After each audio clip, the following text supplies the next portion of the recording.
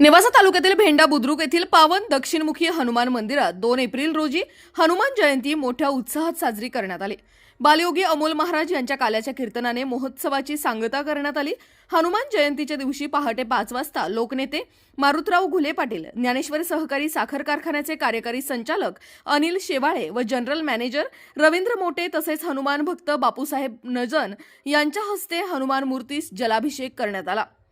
कीर्तनानंतर उपस्थित भाविकांना महाप्रसाद वाटप करण्यात आला। या उत्सवाला देवगड संस्थानचे प्रमुख गुरुवर्य भास्कर गिरीजी महाराज, प्रकाशानंदगिरी महाराज, सुनीलगिरी महाराज, नागेबाबा संस्थानचे अंकुश महाराज कादे, जिल्हा बँकेचे अध्यक्ष माजी आमदार चंद्रशेखर घुले, आमदार विठ्ठलराव लंघे, माजी आमदार पांडुरंग अभंग, युवा नेते उदयन गडाख, नागेबाबा पतसंस्थेचे अध्यक्ष कडूभाऊ काळे, नेवासा नगरपंचायतीचे डॉक्टर करणसिंह घुले, काशीनाथ नवले, तुकाराम मिसाळ, बाळासाहेब नवले, भेंडा खुर्सद गावचे सरपंच वैभवराव नवले, अशोकराव मिसाळ, गणेश गव्हाणे यांनी हनुमान जयंती उत्सवाला भेट देऊन दर्शन घेतले।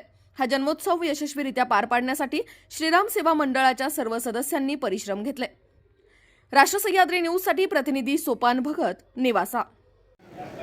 भाऊ, जिल्ह्यामध्ये अनेक ठिकाणी मंदिरं आहेत, मंदिराचा विस्तार देखील वाढत आहे, परंतु जी पवित्रता पाळली जाते आणि जे काही भगवंताला जी भक्ती पाहिजे ती या दक्षिणमुखी पावन हनुमान मंदिरामध्ये पाहण्यास येते। नेमकं याबाबत तुमचं काय वाटतं? दक्षिणमुखी पवित्र आमच्या पावन हनुमानच्या मंदिराच्या निमित्ताने आज प्रथमतः हनुमान जयंतीच्या आपल्या सर्वांना मनापासून शुभेच्छा देतो। आत्ताच आपण सांगितल्याप्रमाणे ह्या ठिकाणचं पावित्र्यच असं आहे की इथं कुठलाही मनुष्य आला, कुठून भारतातून जरी आला तर निश्चितच या ठिकाणी आल्यावर त्याला एक वेगळ्या प्रकारचं पॉझिटिव्ह एनर्जी, सकारात्मक ज्याला म्हणतो आपण, आणि विशेष करून मन शांती जिथं म्हणतो आपण, तशा पद्धतीचं ठिकाण इथं या आहे। आणि निश्चितच मनापासून मी जरूर सांगू इच्छितो की इथली जी काय आमची सेवक मंडळी, विशेषतः करून या सर्व मंदिराचं जे देखभाल करणारे लोक आहेत, युवक वर्ग आहेत, त्यांचे मनापासून आभार मानले पाहिजे की आपण राज्यातल्या इतर ठिकाणी जात असाल आणि ह्या ठिकाणी आपण जर त्याची तुलना केली तर आपल्याला अशा पद्धतीची स्वच्छता कुठंच इतर ठिकाणी पाहायला नाही मिळतं। त्याचं कारण असं आहे की इथं जो काम येणारा मनुष्य आहे तो त्यांच्या मनापासून काम करतो, मनापासून सेवा करतो, आणि म्हणून त्याचंच हे आज आपण फळ बघतो की अतिशय पवित्र आणि स्वच्छ आणि सुंदर हा संपूर्ण परिसर इथं केलेला आहे। याची सुरुवात स्वर्गीय घुले पाटील असताना या परिसराची इथं याची मुहूर्तमेढ त्या काळात रोवली होती। अतिशय छोट्या ठिकाणी त्यावेळेसची सुरुवात झाली होती आणि त्याचंच आज वटवृक्षात रूपांतर झालेलं आपण बघतो। परंतु एवढंच नव्हे, याच्यावरच हे मंडळी थांबणार नाही, तर भेंडा पंचक्रोश असेल, भेंडाचे ग्रामस्थ असतील, विशेषतः करून युवक वर्ग असेल आणि इथले सर्व भक्तजन असतील, त्यांचा पुढचा मानस निश्चितच तुम्ही जर दरवर्षी तुम्ही येत असाल, तुम्ही पाहत असाल की प्रत्येक वर्षाला आपल्याला काहीतरी प्रगती झालेली दिसते। पुढच्या वर्षीसुद्धा निश्चितच याच्यात अजूनही भर पडेल अशा पद्धतीची अपेक्षा व्यक्त करतो, मनापासून शुभेच्छा देतो।